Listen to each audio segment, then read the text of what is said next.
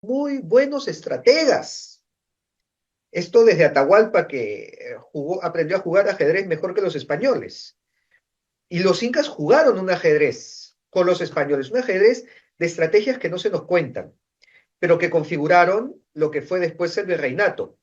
Y que además, durante toda esa historia, durante estos 300 años, hubo una historia andina muy fructífera, muy próspera, que también, que debería hacernos orgullosos y que se nos ha arrebatado y que solamente, y que ha sido tapada solamente con el discurso de la esclavitud y de la opresión. Una feminista acá en Bolivia, muy conocida, que dice yo soy hija del español violador y la indígena violada, ¿no? O sea, soy nieta. Sí, sí. Pero mira, cuando uno empieza a investigar, resulta que yo diría que la mayoría de los casos de mestizaje fueron por otras razones, sobre todo en este libro que de Valdemar, por ejemplo, los huancas les dan mujeres, creo que 200 mujeres a las tropas Sí. de Pizarro.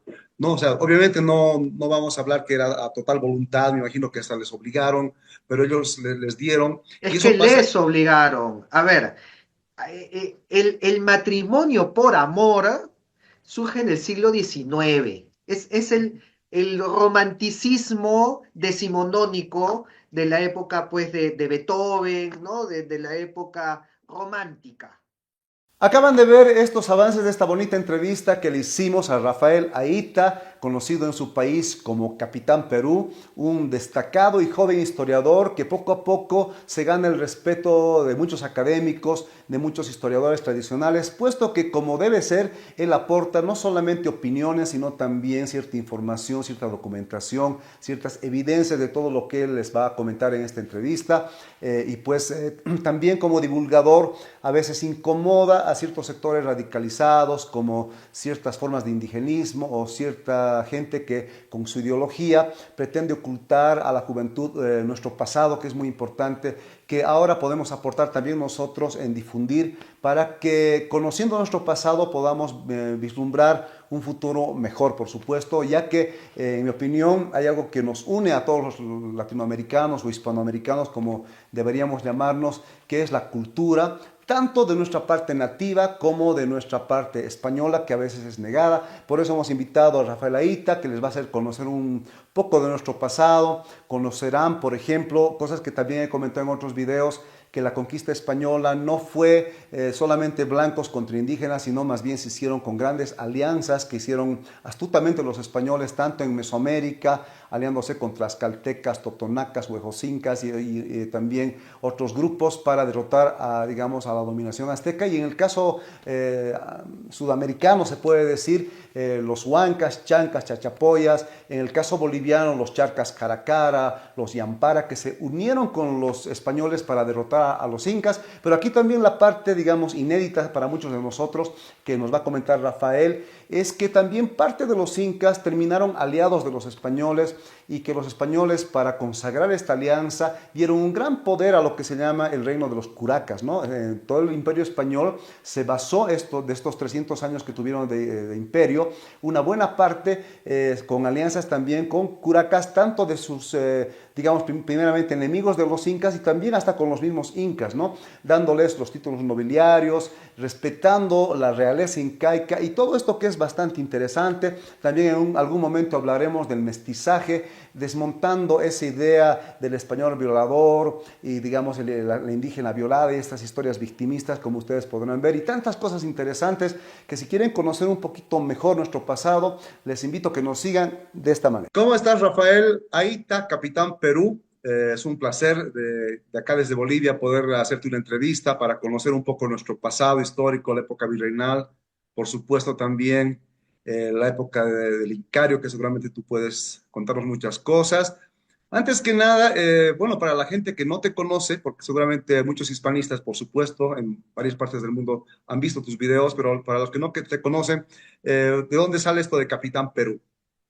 Sí, bueno, esto es una iniciativa que comienza el año 2017, ya lleva varios años, en donde pues estaba de moda el tema de los superhéroes, del Capitán América, de los Avengers, y yo estaba buscando un enlace para enganchar a la gente con la historia.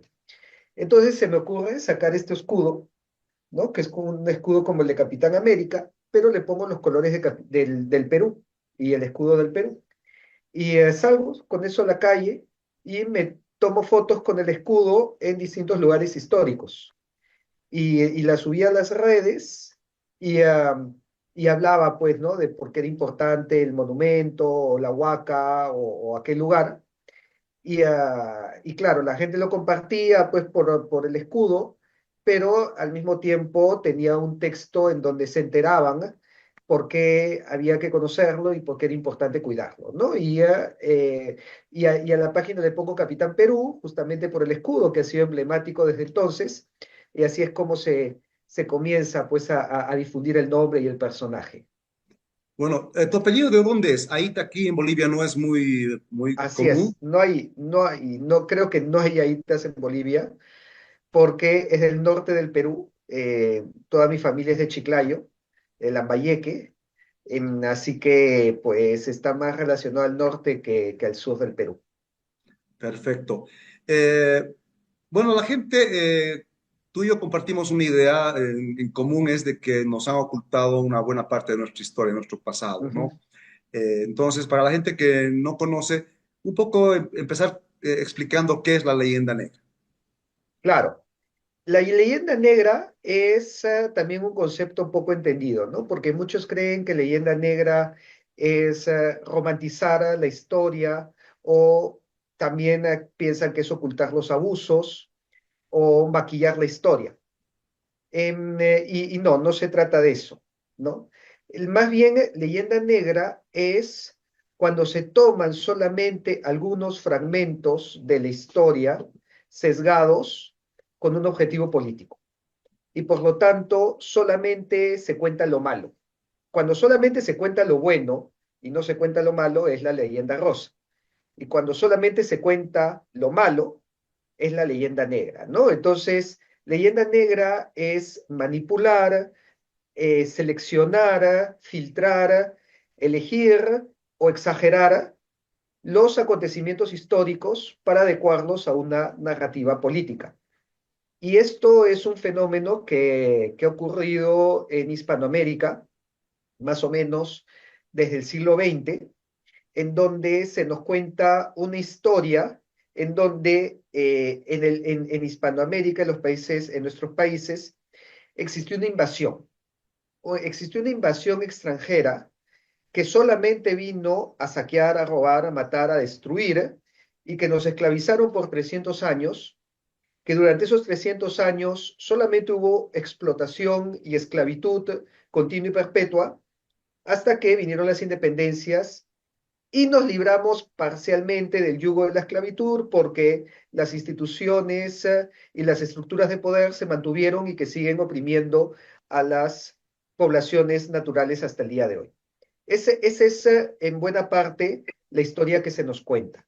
Y eso es leyenda negra, total. No por el sentido de que no hubieron abusos, sino por el sentido que se cuenta una versión parcializada en donde solamente primó la esclavitud, la opresión, el abuso, y que no hubo nada más. Cuando vamos a ver que la historia no solamente tiene muchos matices, sino que además la conquista fue a través de pactos y fue Exactamente. más por alianzas que por la fuerza. El solo decir esto ya rompe muchos esquemas. Sin embargo, aquí también me interesa abordar un aspecto que me parece muy importante, y es que nosotros pensamos que a la hora de denunciar la leyenda negra es apoyar a España, ¿no? Es decir, es defender a los españoles. Y es más bien una afrenta contra las poblaciones autóctonas, contra los naturales, cuando es totalmente al revés. El gran problema de la leyenda negra es que no solamente afecta a España, principalmente nos afecta a nosotros. ¿Por qué? Primero, y esto voy a citar a la historiadora María Rodborowski. nos crea heridas y complejos. Cuando tú cuentas una historia, y esto lo dijo Rodworowski, gran historiadora peruana, con estas palabras, muy duras, ¿no?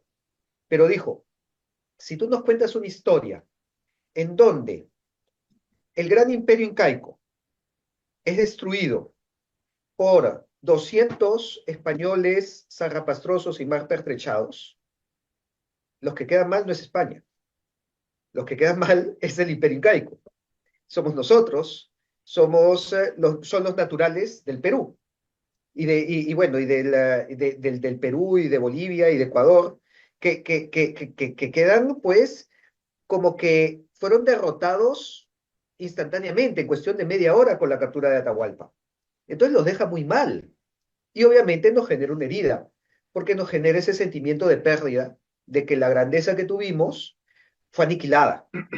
Entonces nos hace daño a nosotros mismos y nos deja muy mal parados y deja mal parados a las culturas andinas y a las culturas locales y a las culturas y a los naturales de los Andes. Entonces, el combatir esa versión no solamente digamos, un deber histórico, sino que además es rescatar una historia andina que ha sido tapada, porque los incas fueron muy buenos estrategas. Esto desde Atahualpa, que aprendió a jugar ajedrez mejor que los españoles. Y los incas jugaron un ajedrez con los españoles, un ajedrez de estrategias que no se nos cuentan, pero que configuraron lo que fue después el virreinato. Y que además, durante toda esa historia, durante estos 300 años, hubo una historia andina muy fructífera, muy próspera, que debería hacernos orgullosos y que se nos ha arrebatado y que ha sido tapada solamente con el discurso de la esclavitud y de la opresión y de que todo fue una oscuridad en donde recién salimos 300 años después, cuando en realidad fue un florecimiento de las letras, de las artes, de las ciencias, y no digo un florecimiento español, estoy hablando de un florecimiento andino, estoy hablando de la escuela cusqueña, de la escuela de Potosí, de la escuela de Quito, de los plateros, de los pintores, de Diego Quispetito, de las letras, del Inca Garcilaso de la Vega, de Felipe Guamán Poma de Ayala, de Juan Santos, Juan de Santa Cruz Pachacuti. Estoy hablando de las ciencias, del Colegio de Nobles San Francisco de Borja, de la Universidad de Huamanga, de la Universidad de San Antonio Abad de Cusco, universidades en Quito, en Charcas, que eran para los naturales y se nos ha borrado y como si los hubieran tenido solamente sacando piedras de la mina, cuando en realidad iban a las universidades, aprendían a hablar latín. Latín, Un claro. noble andino del siglo XVI te hablaba quechua, español, latín y aymara. Era cuatrilingüe, ¿no? No era pues explotado y esclavizado en la mina. Era un noble, ilustrado, bien formado, que montaba a caballo, que escuchaba música barroca.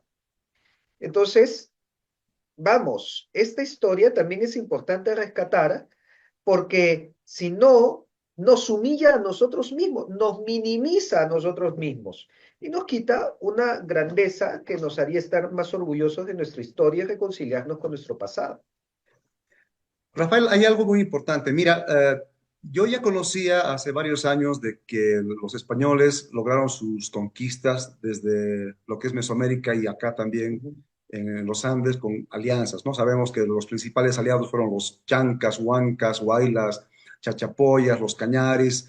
Para sus incursiones hacia el sur, en el caso de Bolivia, por ejemplo, los charcas caracara, ¿no? Que son pueblos que Ujú. pelearon del lado de los españoles en guerras que se puede entender inclusive como una liberación también de las opresiones que había. Lo propio tenemos en Mesoamérica, los tlaxcaltecas, totonacas, los otzingas que están peleando del lado de Cortés. Y bueno, una infinidad de pueblos, ¿no es cierto? Pero lo que me sorprendió, yo solo conocí más bien mediante tu libro, que aquí lo tengo, Los Incas Hispanos, es de que las facciones incaicas también fueron aliados de los españoles en diferentes momentos. ¿Puedes contarnos un poquito esto, los huascaristas, qué huascaristas, quién es Paulo Inca y todo esto que es muy importante para la gente? Así es. Hay un gran error en la forma que se nos enseña la conquista y es el de dividir eh, todo el proceso en dos bandos, ¿no? El bando de los españoles y el bando de los incas. Y que el bando de los españoles vinieron a someter al bando de los incas. Y esto no tiene ni pies ni cabeza por la sencilla razón de que los incas no eran un solo bando. Las culturas andinas no eran un solo bando. Ya has mencionado aquellas que se sentían esclavizadas, oprimidas o que querían hacer una liberación de los incas. Pero dentro de los mismos incas estaban divididos entre el bando de Atahualpa y el bando de Huáscar, que recordemos que encontraban en una tremenda guerra civil, guerra fratricida, guerra entre hermanos, desde mucho antes de la llegada de los españoles. Y por otro lado, el bando de los españoles tampoco era un solo bando, no estaba unificado. Y la prueba de eso es que los mismos españoles entran en guerra civil entre ellos, los pizarristas con los almagristas. Y eso llevó a que incluso los mismos incas negocien con ambos bandos o apoyen a uno u otro bando en algún momento. Por ejemplo, cuando se subleva Manco Inca, lo hace en contra de los Pizarro y más bien ayuda dándole armas y dándole personas, dándole soldados al Magro el Mozo, al hijo de Diego de Claro. Almagro, porque lo consideraba pues un aliado en contra de los Pizarro. Y esto rompe toda la idea pues del bando de los españoles y el bando de los incas, porque existían españoles y naturales en todos los bandos.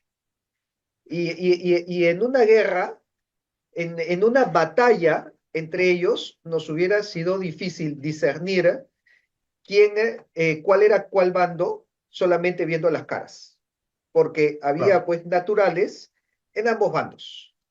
Entonces, claro, cuando a nosotros, por ejemplo, se nos habla de la muerte de Atahualpa, se nos dice que la muerte de Atahualpa pues ha sido una afrenta contra los pueblos originarios, cuando la muerte de Atahualpa fue celebrada en Cusco.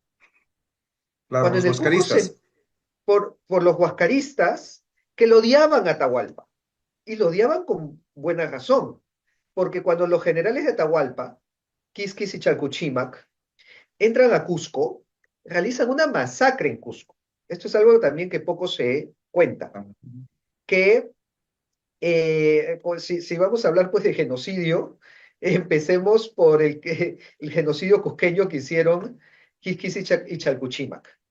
Que habían acumulado tanto odio en esta guerra entre hermanos, que cuando llegan a Cusco, asesinan a todas las mujeres, a todos los hijos de Huáscar delante de sus ojos, a los aliados de Huáscar les infligen castigos, y de repente, de entre todos los castigos, el que más le dolió fue la quema de la momia de Tupac Yupanqui, porque para un inca, la momia eh, conversaban con la momia, le consultaban a la momia, la trataban como si estuviera viva.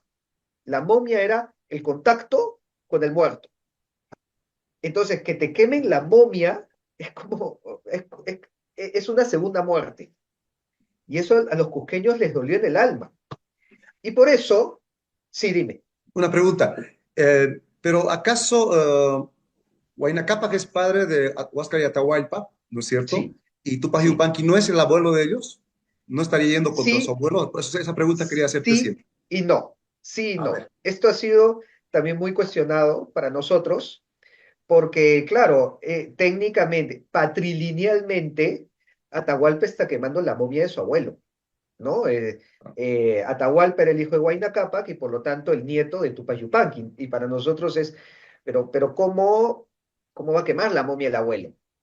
Pero acá tenemos que entender que los lazos familiares incaicos no son como los que tenemos ahora, porque el Inca tenía muchísimos hijos. Huayna Cápac tuvo 500 hijos, se calcula, ¿no? Entonces, que todos ellos considerarse hermanos y herederos del padre, iba a ser complicado. Que todos ellos sean una misma familia, pues lo más probable es que ni se conocían entre todos. Y por lo tanto, el lazo familiar te lo daba la madre. Entonces, Huáscar y Atahualpa podían ser hermanos de padre, pero eran de distinta madre y por lo tanto se consideraban de distinta familia, ¿no? Entonces, ahí nos damos cuenta que Atahualpa no lo consideraba Tupac Yupanqui su abuelo, porque para él, su familia era la panaca, la familia por el lado materno. Eso por un lado. Segundo, recordemos que Atahualpa no entra a Cusco. Los que entraron a Cusco fueron sus generales, que eran quiteños. ¿Y quién conquistó a los quiteños, a los de Quito? Tupac Yupanqui. Y por lo tanto, para los de Quito fue su desquite, fue su venganza, el destruir la momia del que los había conquistado.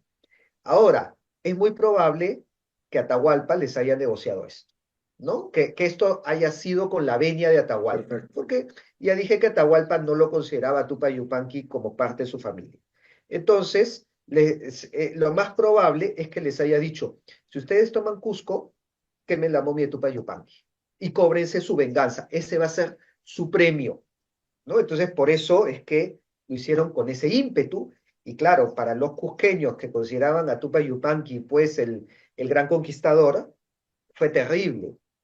Y al ver eso, y que en el momento que estaba sucediendo eso, llegan noticias que Atahualpa, que estaba a medio camino desde Quito, es capturado en Cajamarca y lo ejecutan, a ver, ¿qué pensaría un cusqueño? Lo festejaron, ¿verdad? Justicia divina, ¿no? Claro. Ah, tú viniste a capturar a Huáscar, al verdadero Inca, y quemaste la momia de Tupac Yupanqui. Ah, te cayó la justicia divina. Estos que vienen deben ser huiracochas que han venido a restituir el orden. Y es por eso que todos los aliados de Huáscar reciben a Pizarro con los brazos abiertos. Nosotros no tenemos ninguna noticia, ningún documento, ninguna prueba, ningún rastro que Pizarro haya tenido que entrar a Cusco a la fuerza. Todo lo contrario, los documentos indican que Pizarro entró a Cusco y fue recibido con holgura. Se recibió con holgura, pues es que recibido con fiesta, con alegría, con gozo. Y es porque veían que ellos habían restituido el orden y habían traído una justicia divina en contra de Atahualpa, que era el usurpador y era el que había destruido Cusco. Y por eso es que las panacas y los aliados de Huáscar se plegaron totalmente a Pizarro y a los españoles. Entonces acá es muy difícil hablar de invasión, ¿no? Muchas veces Exacto. cuando escucho que dicen, ah, pero no fue conquista, fue invasión, vinieron los invasores. Vamos, si tú a alguien le abres la puerta de tu casa y lo invitas, no es un invasor. Ahora, que después pasen otras cosas, ya, eso seguramente lo hablaremos ahorita. Pero en un inicio no está siendo un invasor, está siendo alguien que tú estás recibiendo porque ejecutó a tu enemigo, ¿no? El enemigo de mi enemigo es mi amigo. Y por lo tanto, por lo menos hasta entrar a Cusco, Francisco Pizarro era considerado amigo, aliado de los incas y fue recibido como tal. Mira, hay algo muy interesante. Las matanzas que hizo Huáscar fueron, mejor dicho, Atahualpa fueron realmente terribles con la familia de Huáscar. La forma, se puede, no sé si leíste en Garcilaso de la Vega, ¿no? Los detalles que hay de esta matanza de la familia de Sí, Huáscar, que son sí, realmente totalmente crueles. Incluso algún otro autor, no recuerdo quién, habla de que les abrieron el vientre a las mujeres para sacar los fetos, les, ¿no? De las embarazadas, a ¿no? las embarazadas les arrancaban, sí. Exactamente. Y Sí, bueno, después de terrible, este fue hecho, crudísimo. del A ingreso, Huáscara lo orinaron encima, ¿no? Le hicieron beber orina de llama, o sea, Indescriptible, nos censuran el video si decimos todas las barbaridades que hicieron en Exacto. Cusco, los de Atahualpa. Claro, sí, Atahualpa fue un personaje muy, muy cruel, ¿no es cierto? Pero Ujú, bueno, entran las tropas, digamos, o los españoles más sus aliados entran a Cusco. Los cusqueños huascaristas los reciben como unos liberadores, por supuesto. Y ahí los españoles, a alguien que había escapado de esta matanza, nombran como Inca a Manco Inca, precisamente, ¿no? sí. Eh, para muchos este fue un emperador, o bueno, no un emperador, un rey títere. ¿Qué Ujú. piensas tú de por qué hicieron esto los españoles para garantizar tal vez la paz? Y cuenta un poco lo que luego pasó con Gonzalo Pizarro y todas estas barbaridades que van a Es- romperles esa alianza. Esto me parece curiosísimo porque se aleja de la estrategia de Hernán Cortés. Mucho se dice de que Pizarro replica lo que hace Cortés en México años antes, pero Cortés no nombró un nuevo Tlatoani en México, pero Pizarro sí nombra a un nuevo Inca al entrar a Cusco. Entonces, ¿por qué Pizarro se aleja de esta estrategia si ya él conocía las estrategias de Cortés? Muy probablemente se- lo hizo por necesidad. Y esto nos indica que los españoles necesitaban más al Inca que el Inca a los españoles. Y eso pues rompe esta teoría de que Manco Inca era un Inca títere. Era difícil que sea un Inca títere cuando en realidad Manco Inca todavía tenía más poder que los españoles, pero no tenía totalmente todo el poder del Inca. Porque sí es verdad que ya habían muchas otras etnias, las has mencionado, Cañaris, Huaylas, Chachapoyas, Tarmas, Huancas, etcétera, etcétera, que ya se habían aliado a los españoles. ¿Y cómo sabemos esto? Por la gran cantidad de curacas que tomaron el nombre de Francisco Pizarro. Ejemplo, un curaca de Chachapoyas que se bautiza como Francisco Pizarro Guamán. Y tenemos también a los curacas de Cajamarquilla, que también toman el Pizarro como nombre. También tenemos a un escudero de Pizarro que era un cañari, que se llama Francisco Chilche, y que se bautiza con el nombre de Francisco, ¿no? Lo cual me parece muy curioso, porque el día de hoy Pizarro pues es tomado como un antiindigenista, ¿no? El enemigo de los indígenas. Ahora, justo estamos a puertas que en el aniversario de Lima, el 18 de enero, se restituye la estatua de Francisco Pizarro en la Plaza de Armas de Lima, lo cual me parece lo más lógico del mundo, porque Lima fue fundada por Francisco Pizarro, Exacto. entonces es lógico que esté su estatua ahí. Pero ha tenido toda una respuesta de grupos, especialmente indigenistas, que consideran que Pizarro es su enemigo personal. Lo odian a Pizarro, se nota en sus textos que lo odian a Pizarro. Y a mí me gustaría preguntarles qué pensarían de todos aquellos curacas que admiraban a Pizarro al punto de tomar su nombre. Y claro, seguramente miran, ellos fueron traidores, pero ¿traidores a quién? Claro. Que no me puedes decir traidores al Perú, porque un Existía. curaca en 1532 no tenía la idea de Perú. El curaca Huanca se debía a los huancas. Y si él consideraba que los huancas le debían más a los españoles que a los incas, no ha traicionado a nadie, porque el curaca Huanca, ¿no? Los Huacrapáucar o Francisco Pizarro Guamán, el curaca Chachapoyas, no le debía ninguna lealtad a los incas. Y veía a un inca de Cusco tan extranjero como a un español de Castilla. Igual de extranjeros los veía los dos. Entonces, para él, hacer alianzas con uno o con el otro era lo mismo y no traicionaba a nadie. Entonces, esto hay que tener en claro porque el día de hoy también tenemos un conflicto muy presente de tildar a los descendientes de todas estas etnias como traidores. Le pasa a los tlaxcaltecas en México, ¿no? El tlaxcalteca traidor. En el Perú le pasa a los huancas. Yo he hablado pues con huancaínos o que viven en el Valle del Mantaro y que me dicen, yo estoy hasta acá, que me digan el huanca traidor. El huanca traidor que se alió a los españoles. Pero eso no tiene ni pies ni cabeza. No traicionaron a nadie. Lo dice Valdemar Espinosa, claro, Exacto. la destrucción del imperio de los incas. Este libro, bueno, hay una parte, ¿no? La gente no sabe, más bien aprovechando que has tocado a los huancas, los huancaínos no debían sentirse nunca traidores porque precisamente hablábamos de Tupac Yupanqui. Tupac Yupanqui es una matanza terrible, destruye la primera capital de los huancas, que era Siquillapucara, si no me equivoco, Ujú. ¿no? Entonces, ese rencor y las atrocidades que hicieron los incas les duraron muchos años, ¿no? Así que cuando Así llegan los es. españoles, no dudaron ni una sola vez para unirse a ellos, ¿no? Entonces, es que la gente no entiende estos conflictos que habían antes de la llegada de los españoles entre los grupos, algunos abusos que hicieron los españoles, ¿no?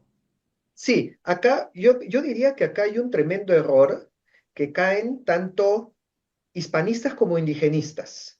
Los dos caen por igual en el mismo error, que es homogeneizar a todos los pueblos americanos. Por ejemplo, con el famoso Abya Yala, ¿no? Bueno, Abya Yala no existe. Abya Yala, si tú le preguntas a un inca o a un huanca o a un azteca qué cosa es Abya Yala, no te hubiera sabido qué responder. Porque no eran un bloque, no eran una masa. Es más, no tenían conocimiento el uno del otro y eran sumamente distintos. así ¿No? es. Comparar pues a un inca con un azteca es como comparar a un romano con un vikingo, haciendo un paralelo con Europa. Eran dos pueblos con mayor lejanía geográfica que tenía un romano y un vikingo, o un romano pues y un huno, ¿no? Entonces, el día de hoy se quiere hacer pensar y se dice, ¿no? La resistencia de los pueblos originarios. No hubo una resistencia homogénea. Hubieron algunos que estuvieron felices de que vinieran los españoles y otros que estuvieron infelices. No existió ese bloque homogéneo. Y así como los indigenistas caen en uniformizar a los pueblos originarios como si hubieran sido pues un gran país, los hispanistas también dicen, ah, pero cuando llegó Colón a América, los encontraron en taparrabo, comiéndose entre ellos, sacándose el corazón, y hasta que vinieron los españoles y los civilizaron. Como si lo que hacía pues un Caribe taíno era igual que lo que hacía un Inca en Cusco. Y eran culturas totalmente distintas y grados de civilización totalmente distintos. Y solamente para poner el ejemplo, los incas penaban el canibalismo con la muerte. Los incas sentían asco por el canibalismo, les asqueaba, porque ya lo había dicho antes. Ellos a sus muertos incluso los momificaban. Entonces, para ellos el comerse una persona era una barbarie.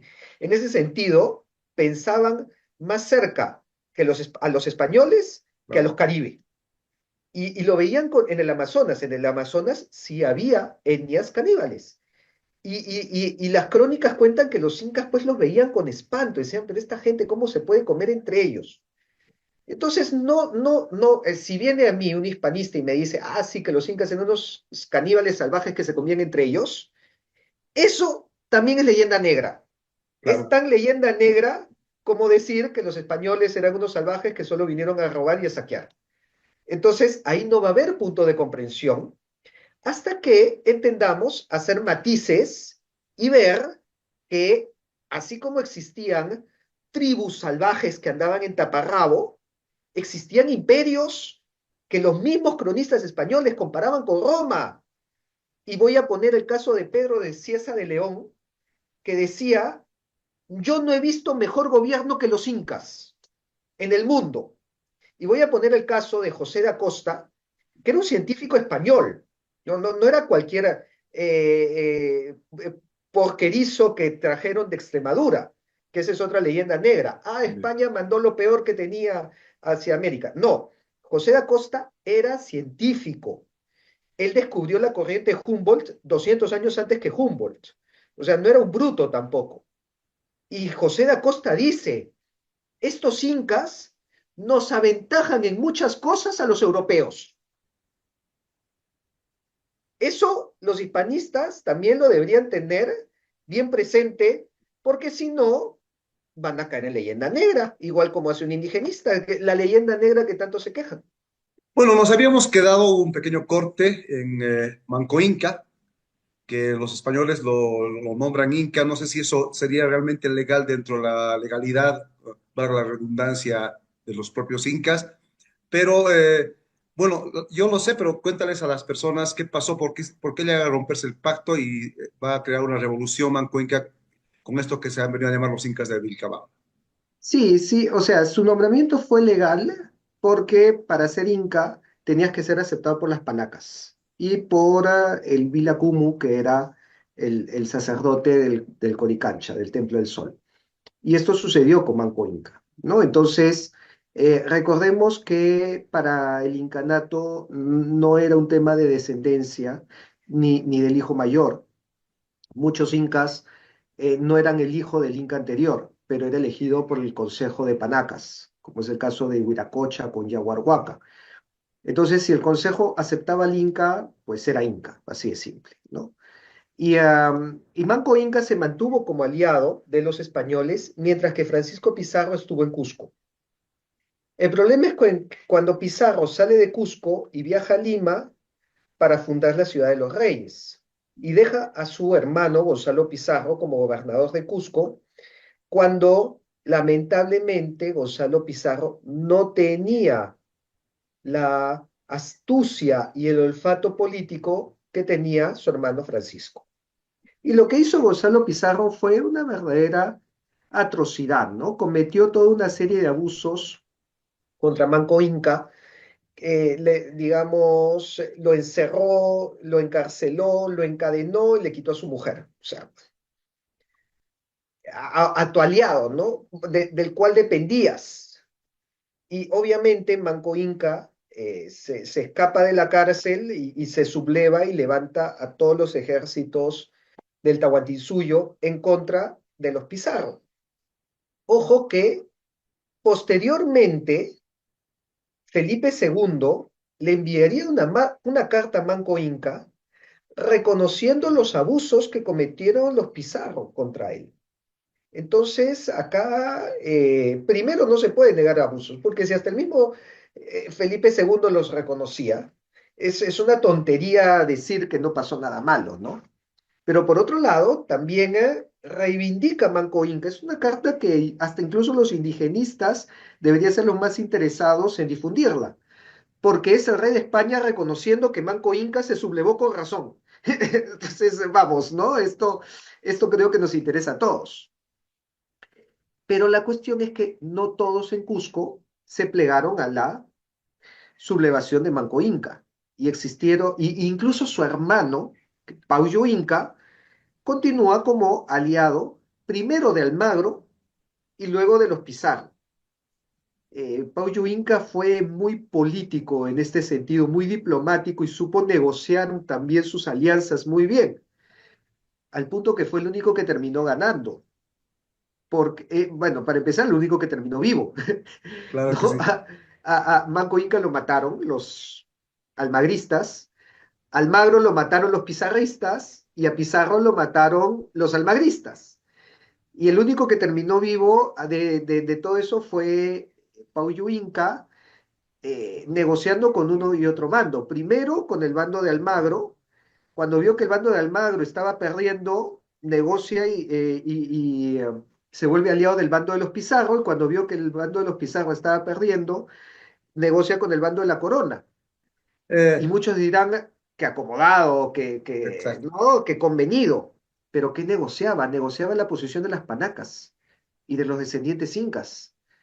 Entonces, en base a ese ajedrez que jugó Pauyo Inca, el rey de España, Carlos V, reconoció a los descendientes incas como nobles e instituye al Consejo de los 24 electores para agruparlos como una corte de nobles incas en Cusco.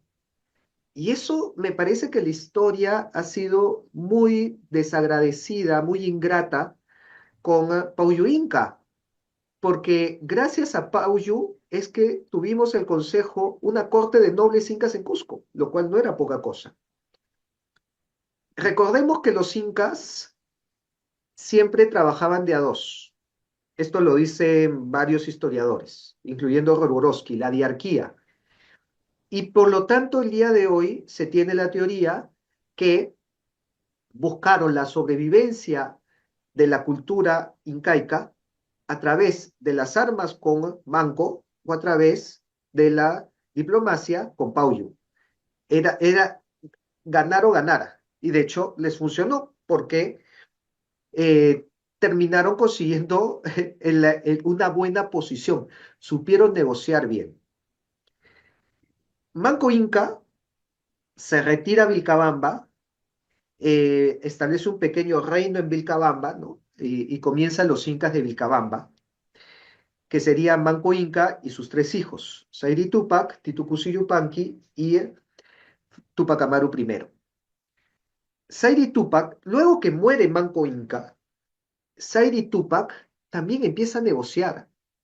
Y algo que muy poco se dice es que después de 10 años de negociaciones, Zairi Tupac firma un convenio, un tratado con el virrey Hurtado de Mendoza, que incluso ha sido ilustrado por el cronista Felipe Guamán Poma de Ayala, en donde Zairi Tupac se encuentra sentado frente al virrey, ¿no? Y están el virrey Hurtado de Mendoza y el Inca negociando la paz, negociando la integración de las panacas de Vilcabamba, de esta línea de Manco Inca que se había sublevado, la integración al Perú.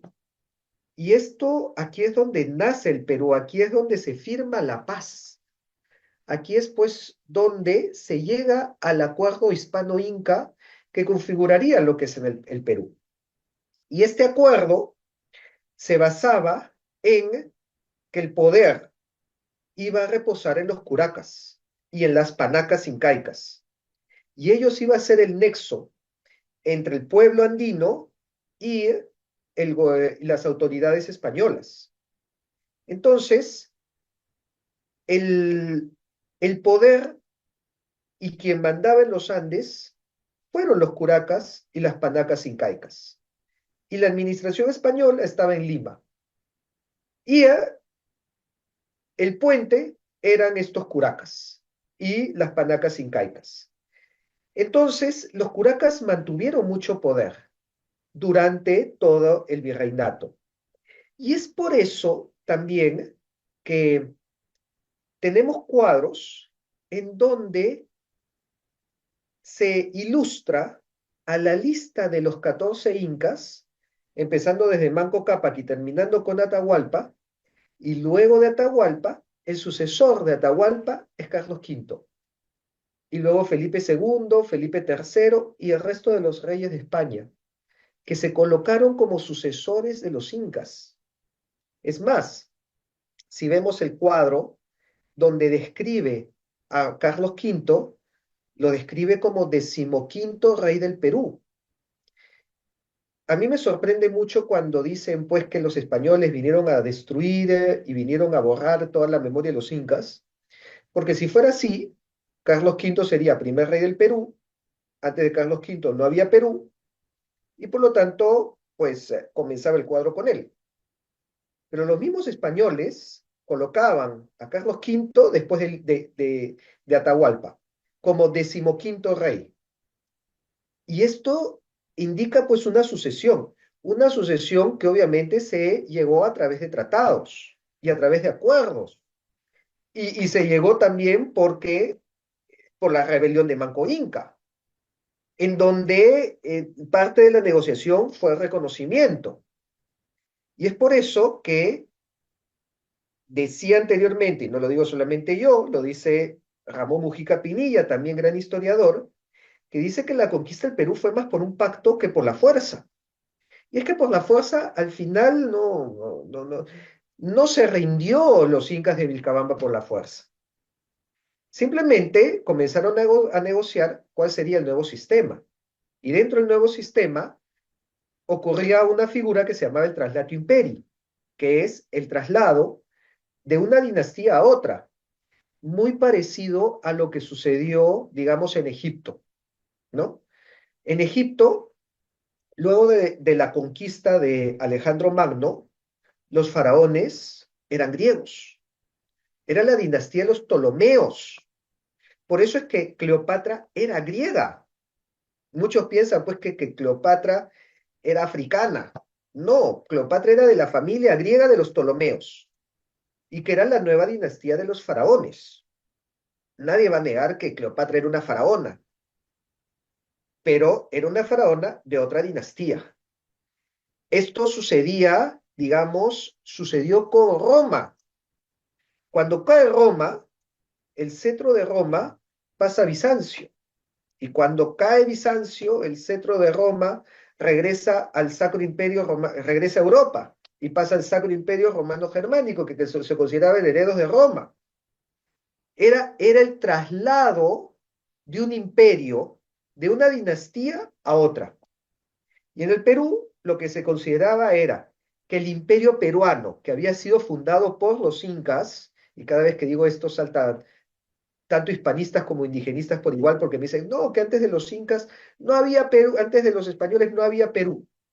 Lo dice el virrey Luis de Velasco y escribe el imperio peruano fundado por Manco Cápac I. Entonces, si lo dice un virrey, supongo que los hispanistas lo deben aceptar, ¿no? O se declaran rebeldía en contra de la propia corona. El virrey decía el imperio peruano, fundado por Manco Cápac I.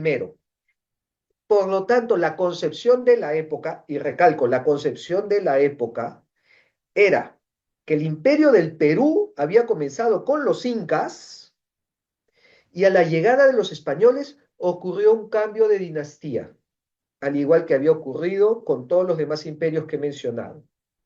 Y el cetro pasa de estar en manos de la dinastía de los Cuscos a la dinastía de los Habsburgo.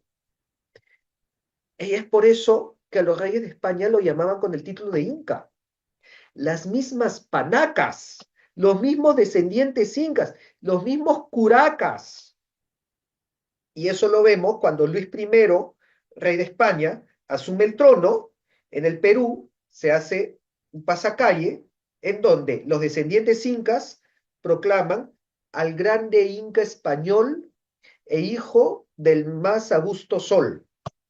Y termina la proclama diciendo que vive el Inca Luis I, que para ellos era el sucesor del Inca. Y para el Curaca era lo mismo obedecer al Inca de Cusco que al Inca de España. Mientras que él mantenía su curacazgo, reportarse al Inca de Cusco o al rey de España era lo mismo. Entonces, este sistema compuesto, lo que se llama la monarquía compuesta, es lo que funciona en el Perú hasta la llegada de los Habsburgo. Perdón, hasta la salida de los Habsburgo. Cuando cambian los Borbones, es otra historia, que ya de repente contaremos más adelante. Pero la Casa de Austria era una monarquía compuesta, era un imperio de reinos. Y así funcionaba el Sacro Imperio, que era el emperador reposaba sobre los príncipes electores, y así funcionaba España, porque España era una monarquía compuesta, porque España era una unión de reinos también. Recordemos que, ¿cómo se unifica España? Con el matrimonio de los reyes católicos, ¿no? Isabel de Castilla y Fernando de Aragón. Y los dos reinos se unen en matrimonio. Y luego se une el reino de Granada y el reino de Navarra.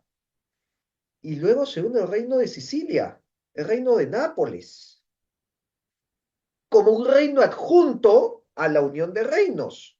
Y así como se unió el reino de Navarra, el reino de Granada, el reino de Nápoles, después se unen el reino de Nueva España y después se unen los reinos del Perú como reinos adjuntos, como era Nápoles, como era Granada, como era Navarra. Y es por eso que tú te vas al Salón de Reinos de Madrid y encuentras en el techo los escudos de los reinos que integraban el imperio hispano. Y está el reino de Aragón, el reino de Granada, el reino de Sicilia, el reino de Nápoles, el reino del Perú, el reino de Nueva España. Igual como Granada, como Aragón, como Nápoles, porque éramos reinos dentro del imperio. Es por eso que tú te vas al Palacio Real de Madrid y encuentras el palacio donde vive el rey con las estatuas de todos los reyes de toda la historia de España, incluyendo desde los reyes godos. Y entre esas estatuas está la estatua de Atahualpa y la estatua de Montezuma, como reyes dentro del imperio. Y claro, ahí me van a decir, no, pero no nos trataban como reino. A ver, es que eso es lo que nos han contado, que nos han contado que vinieron pues a esclavizar y a someter. Pero cuando tú ves que teníamos una nobleza y con privilegios que vivían como nobles, cuando yo digo esto, es algo que choca a muchos, pero en, en el Perú, un noble inca tenía mayor estatus que un plebeyo español. Eso lo podemos ver con los cuadros. Hay algunos cuadros que coloco en mi libro. No sé si también acá puedo compartir estos cuadros. Aquí tengo Sí, sí, la puedes, opción. puedes. Sí, voy a buscar lo que eran, cómo se retrataron los nobles incas durante el virreinato, ¿no? Entonces, acá vemos, por ejemplo, y estos cuadros están en Cusco y están en el Museo Inca de Cusco. Y acá vemos, por ejemplo, a Alonso Chihuantopa Inca. Claro, cada vez que yo muestro esta imagen choca, ¿no? Porque este es un inca, está vestido como inca, tiene el uncu, tiene la mascaipacha, que era la borla del inca sobre la sien, pero tiene una cruz en la mano derecha, porque era católico. Claro, y dice, oye, ¿en qué momento pasó esto? Este no es Atahualpa, no, pues no es Atahualpa. Es Alonso Chihuantopa Inca, descendiente de Yoque Yupanqui, tercer Inca del Perú. Y en la mano izquierda tiene un escudo de armas, donde incluso vamos a ver un detalle hermoso del escudo, tiene el águila bicéfala que era de los Habsburgo. Ah, mira, la alianza, la unión. Y debajo tiene una ancha que era característica de los incas. Este era un inca noble, así vivían, no era un esclavo metido en una mina, no lo mataron tampoco, no lo desaparecieron. Eran los incas nobles que mantuvieron, pues, ¿no? Todos sus privilegios y todos sus, y que vivieron como tal en el Cusco, ¿no? Aquí vamos a poner algunos otros ejemplos más, ¿no? El ejemplo de Marcos Chihuantopa Inca, que también ahorita lo estoy compartiendo. Esta es la serie de cuadros de la familia Chihuantopa Inca. Si nosotros leemos, seguro acá en la imagen no se lee, pero yo he ido a Cusco para leer lo que dice la descripción del cuadro. Y dice, ¿no? Marcos Chihuantopa Inca, Inca católico por la gracia de Dios y alférez real de su majestad y de estos reinos. ¡Pum! Vamos. No me vas a decir pues que ese señor era un pobrecito indiecito oprimido y esclavizado por los malditos españoles, cuando en la misma descripción del cuadro te dice todos los curacazgos que tenía y que tenía su propio ejército personal, porque dice que el rey le concedió lleva un ejército de armas cañaris, de lanzas cañaris. O sea, este señor tenía su ejército personal porque él era el que mantenía el orden de la corona en su curacazgo. Y por lo tanto, para eso tenía su ejército. Entonces, vamos, así es como funcionaba el Perú. Y claro, tenía en la mano derecha el estandarte del rey, porque era el alférez real, que hablaba en nombre del rey y por lo tanto impartía justicia, presidía cabildos, presidía tribunales. No me van a decir pues que era un títere o que tenía un puesto honorífico, simbólico o que era un esclavo. No, él siguió manteniendo todo su poder que tuvo como curaca desde antes de los españoles y que por negociación simplemente lo mantuvo, solo que en vez de reportarle al Inca, le reportaba pues al rey. Igual vemos, acá se puede de repente ver mejor en su eh, escudo de armas, también la Mascaipacha, la Unancha Inca, que eran estas dos serpientes, y el águila bicéfala, de la casa de Habsburgo, de la casa de Austria, porque ellos eran pues los aliados de los Austrias, ¿no?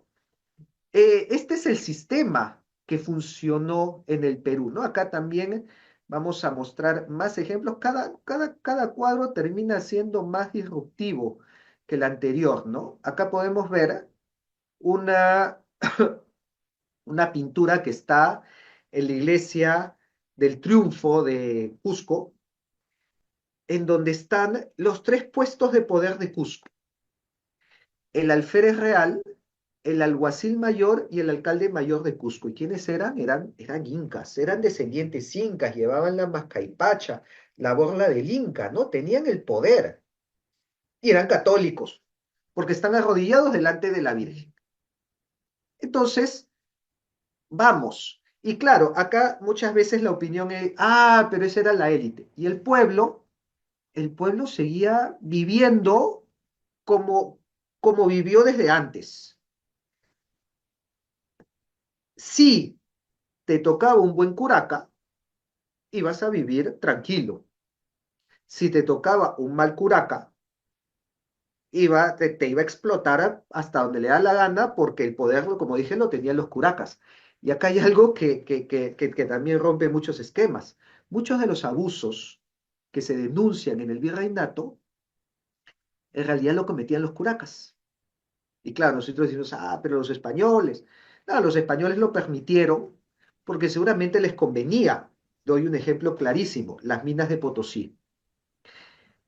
¿Quiénes crees que eran los que hacían el arrendar la mano de obra y el reclutar a los mitayos para que vayan a la mina? O sea, a ver, ¿los españoles tenían el número suficiente para ir de pueblo en pueblo sacando gente a la fuerza para llevarlos a la mina?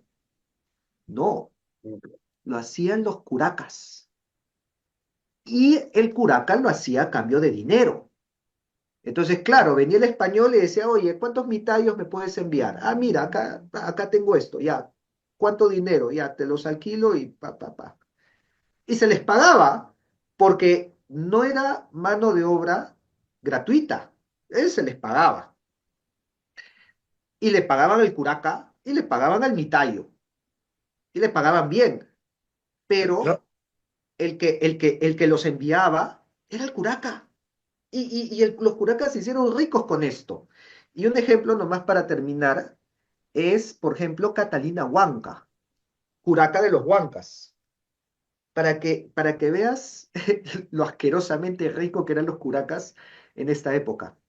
Se dice que Catalina Huanca viajaba desde Huancayo hasta Lima arrojando monedas de plata en el camino.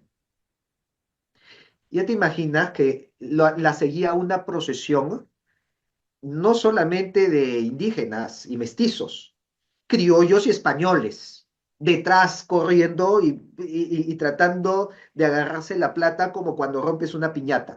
Y Catalina Huanca, en su litera cargada, iba lanzando monedas de plata al aire.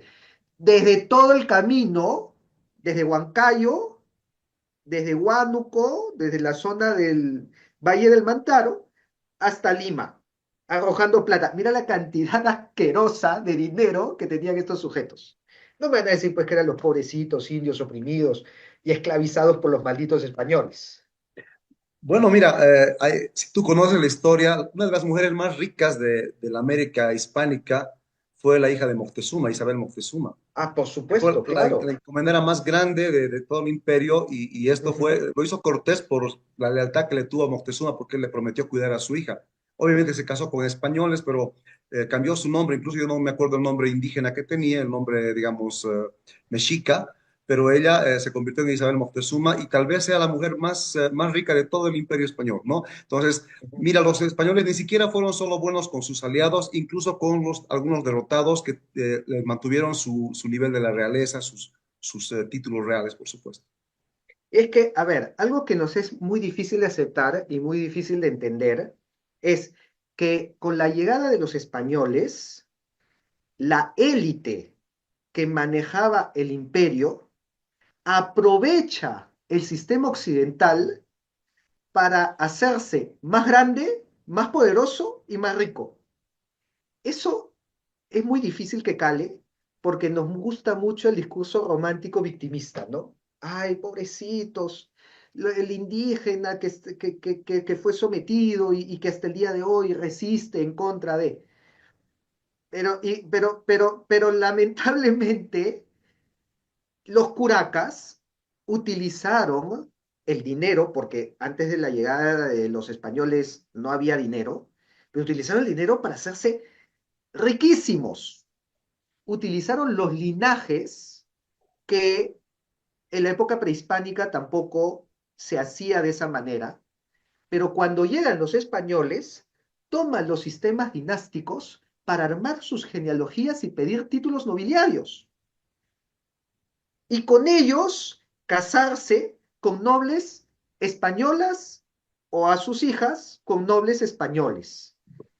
Entonces, tú ves que se hacen más ricos, que se hacen más poderosos y que tienen una nobleza a nivel europeo, porque encima con la cédula de honores de Carlos V se equipara la nobleza americana con los grandes de España.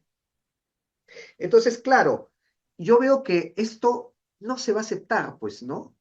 Porque nos rompe mucha de nuestra identidad y mucho de decir, nosotros hemos resistido y hemos combatido y seguimos combatiendo hasta el día de hoy, y no es lo mismo que decir, bueno, en realidad aprovechamos el sistema europeo para hacernos más ricos y más poderosos.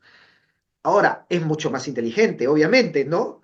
A nivel de estrategia, yo creo que quedan mejor parados los curacas y las élites aztecas e incas, porque supieron manejar la situación de una manera espectacular y sacaron provecho a pesar de haber perdido en muchos casos, porque en otros casos fueron curacas que le ganaron y mejoraron su situación. Pero yo creo que, ¿cómo hacemos? ¿Cómo hacemos para que reconozcamos y decir, mira, ¿sabes qué? Al final, tanto curacas como incas, como aztecas, supieron adaptarse a la situación y terminaron siendo más ricos, más poderosos y más capitalistas que antes de la llegada de los españoles.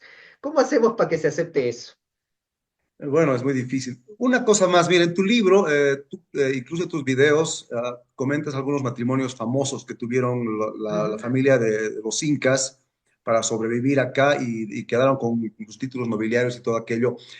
Al nivel de curacas, ¿cómo fue eso? También hubieron matrimonios, algunos que te puedes acordar, que no están tal vez en tu libro o que conoces, estos mestizajes No, tan... principalmente fueron con los incas, los matrimonios, ¿no?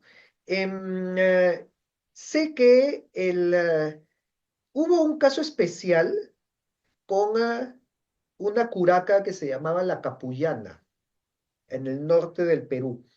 La Capullana es uno de los pocos casos de la historia en donde el, eh, existía lo que se llama una poliandria, ¿no? Porque lo que conocemos es la poligamia, un hombre con muchas esposas.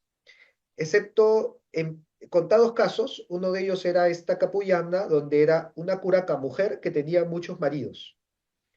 Y cuando llega, me parece que fue Pedro de Halcón, llega al norte del Perú, se enamora de la Capuyana y ella se quiere quedar.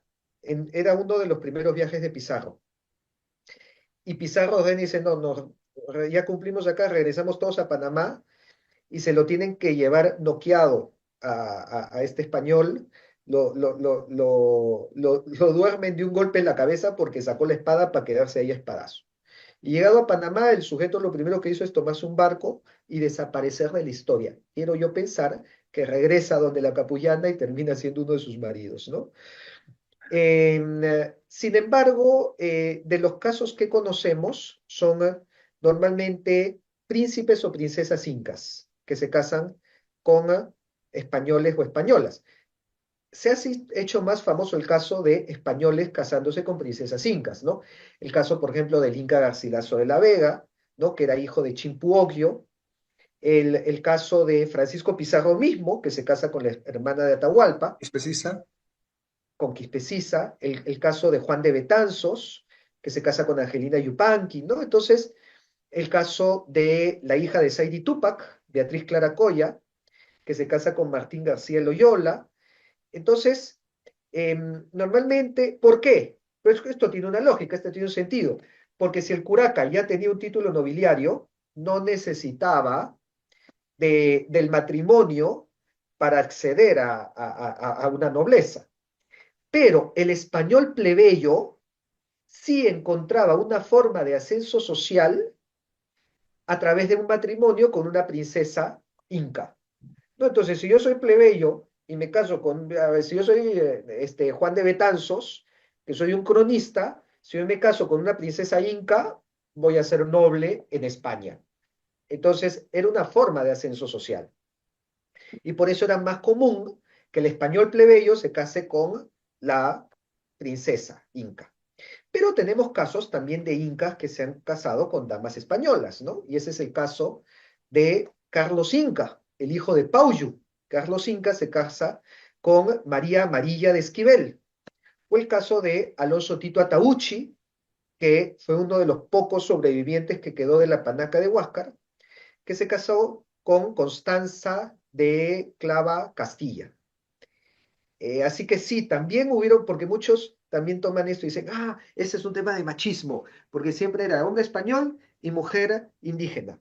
No, ahí hay casos en donde era el hombre inca y la mujer española. Entonces, hay que romper también ese tipo de discurso que es más modernista, ¿no? Mira, algo interesante, ¿no? La gente cerrada, muchos indigenistas, mucha gente de izquierda, se puede decir, de la modernidad, siempre te comenta, incluso hay una feminista acá en Bolivia, muy conocida, que dice, yo soy hija del español violador y la indígena violada, ¿no? O sea, soy nieta. Sí, sí. Pero mira, cuando uno empieza a investigar, resulta que yo diría que la mayoría de los casos de mestizaje fueron por otras razones, sobre todo en este libro de Valdemar. Por ejemplo, los huancas les dan mujeres, creo que 200 mujeres a las tropas Sí. de Pizarro. No, o sea, obviamente no vamos a hablar que era a total voluntad, me imagino que hasta les obligaron, pero ellos les dieron. Es Y que eso pasa, les obligaron. A ver, el matrimonio por amor surge en el siglo XIX. Es el romanticismo decimonónico de la época, pues, de Beethoven, ¿no? De la época romántica. No era así en el siglo XVI. claro, En el siglo XVI, el matrimonio era por conveniencia. El padre decía, tú te casas con tal. Arreglaban entre padres y se acabó el asunto. Y eso no era una cuestión europea. Hay un artículo muy interesante sobre las leyes del incanato, en donde de ahí saqué este dato de que los incas castigaban el canibalismo con la pena de muerte. Otra de las leyes que tenían los incas era que estaba penado con la muerte si una mujer se oponía al matrimonio que le mandaba el Inca o el Curaca. Mm. El Inca venía y decía, ya, yo quiero hacer una alianza, no sé, pues con el Curaca de Quito o con el Curaca Aymara de los Collas. Ok, vamos a firmar la alianza, obviamente, no firmaban alianzas. ¿Cómo la sellaban? Con matrimonios. ¿Sabes qué? Ahí tienes a mi hermana, cásate con mi hermana. Esa era la forma de hacer alianzas. Y si la mujer se negaba, adiós. Estaba penado con la muerte que la mujer se oponga y diga, no, ese hombre es muy feo, consígueme otro. No. Es por eso que cuando llega Pizarro y lo captura Atahualpa, Atahualpa quiere hacer una alianza con Pizarro. ¿Y qué es lo que hace Atahualpa? Le entrega a su hermana, porque esto era lo que hacían los incas desde siempre. Para ellos era normal, lo más común del mundo. ¿Sabes qué? Toma a mi hermana, cásate con ella. Ese hecho, para los incas, era firmar la alianza. Era el ofrecerte una alianza. Entonces, claro, lo que tú me dices, venían los huancas y le entregaban 200 mujeres a los españoles, era su modus operandi, era lo que habían hecho desde siempre. Ok, quiero que seas mi aliado, toma, cásate con mi hija, toma, cásate con mi hermana. Y por lo tanto, cuando llegaron los españoles hicieron lo mismo. Pero esta no es una cuestión ni siquiera europea. En Europa también se hacía igual, ¿no? Los matrimonios también eran arreglados. Pero eso no fue una importación europea, eso ya se hacía acá desde mucho antes. Sí, yo te comenté esto precisamente para desmitificar un poco esto, ¿no? De la violación. Seguro hubieron violaciones, de hecho es parte de, a veces de la guerra, pero yo estudiando estos casos veo que una buena parte fueron más por este tipo de tratos, ¿no? Estas alianzas donde les daban mujeres, en el caso de Cortés también hay varias historias, la propia doña Marina Malinzi fue un regalo, ¿no? De un curaca de Tarasco, ¿no? De los Sí, tarascos pero que... ella había sido esclava antes, Sí, también, ¿no? claro. Entonces, esa es la diferencia que quiero que se hagan, ¿no? No era que los españoles vinieron a traer pues la esclavitud y vinieron a traer la imposición matrimonial. Eran prácticas que existían desde antes y se combinó también con lo que ya existía en Europa. Muy bien, Rafael, hemos hablado bastante en extenso, cosas interesantes. No sé si quieras acotar algo más para las personas que nos están viendo y bueno, agradecerte por esta bonita entrevista. Sí, mira, hay muchas cosas, o sea, en realidad es largo para conversar, pero principalmente yo creo que lo importante es que nos quitemos el freno de mano mental que muchas veces tenemos. Un freno de mano que nos minimiza, ¿no? Que cuenta nuestra historia, una historia que nos humilla. Y yo creo que esta es la principal barrera que muchas veces encuentro, que ya está tan dentro de nosotros que cuando yo digo, por poner un ejemplo, los naturales no no hubo esclavitud de naturales, porque las leyes de Indias prohibía la esclavitud de los naturales en América, encuentro mucha resistencia, como si necesitáramos que eso exista, ¿no? Porque ya incluso lo hemos asimilado dentro de parte de nuestra identidad. El decir que no hubo esclavitud de los naturales en América no es defender a los españoles, es defendernos a nosotros. O sea, yo no sé en qué cabeza el decirte no fuiste esclavo es un agravio. Vamos, yo más bien lo veo como algo para mejorarnos la autoestima, como algo pues para eh, dignificarnos. Y nuestra historia ha sido mucho más dignificante. Fuimos el centro político, social, económico, intelectual, la primera universidad de América. Tuvimos escuela de arte. Llegaron los grandes pintores renacentistas. Los discípulos de Zurbarán estaban en los Andes.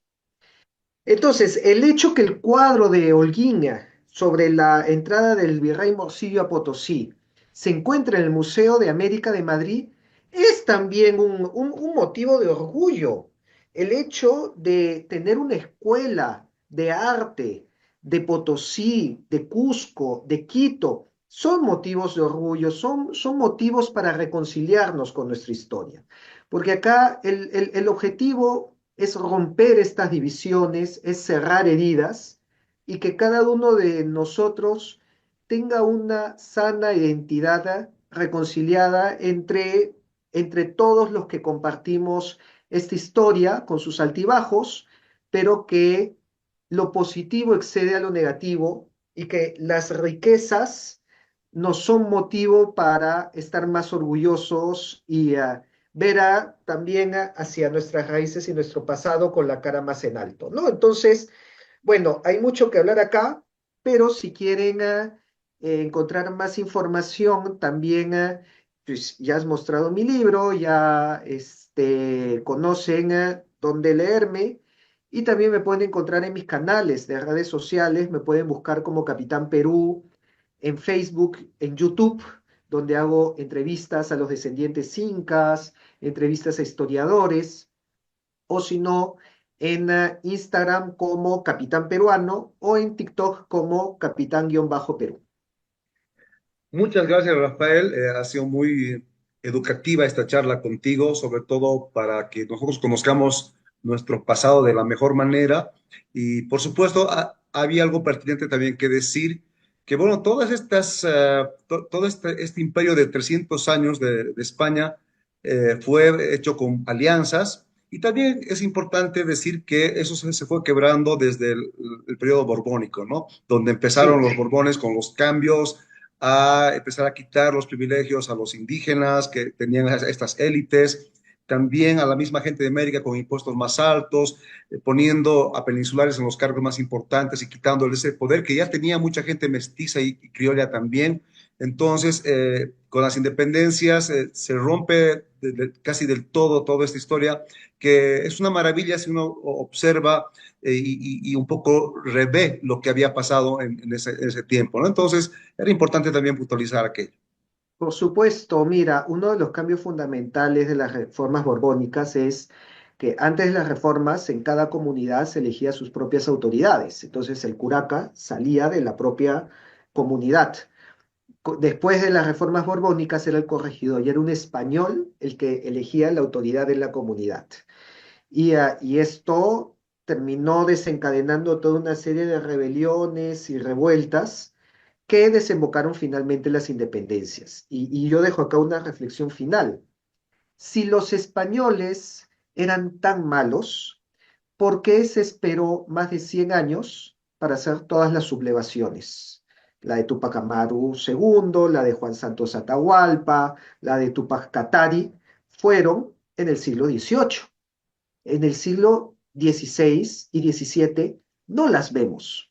Por otro lado, si los curacas eran tan títeres y tenían un poder tan insignificante, ¿por qué cuando en las reformas borbónicas se les quitó todo el poder, comienzan todas las grandes rebeliones que terminaron rompiendo el imperio?